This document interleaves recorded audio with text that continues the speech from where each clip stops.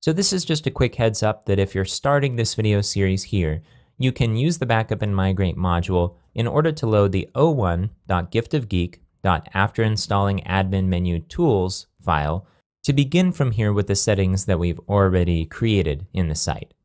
So there's a couple other modules we want to install in order to make the management of our modules a little bit easier and to give us more information about them. These are going to be the module filter module, which will allow us to filter out the modules in the modules listings page, and the module instructions module that will give us links to the README and install files for each module that has them.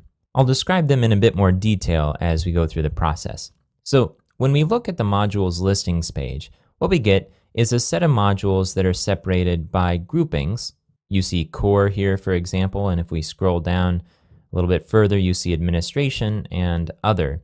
These groupings aren't necessarily intuitive, so just scanning this page can be pretty difficult if you're trying to find a particular module. Also, as this list starts to get long, which it will with any normal Drupal site, it can be hard to just scan to get a sense of what's enabled and what's disabled. You can always use a browser search. In Chrome here, you can press Ctrl F and type in something like admin.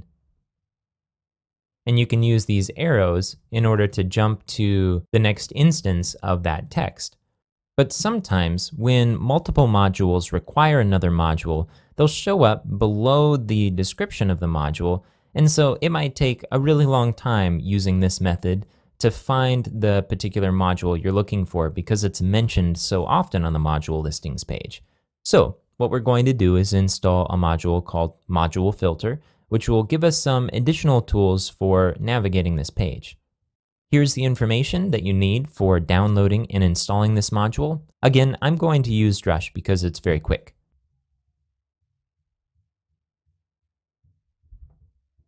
Now, if you use Drush to enable the module, you may need to refresh the module listings page. And you see that there's a couple of additional tools here.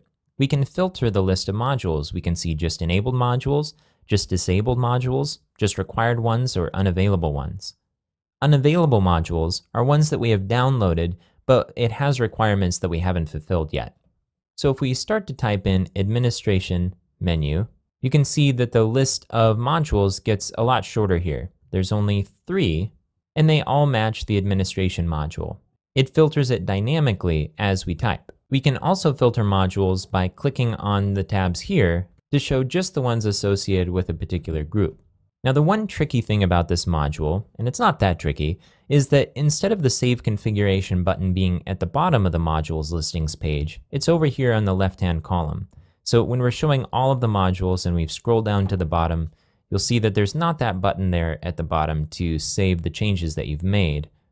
Instead, you have to scroll up to the top and click Save Configuration here.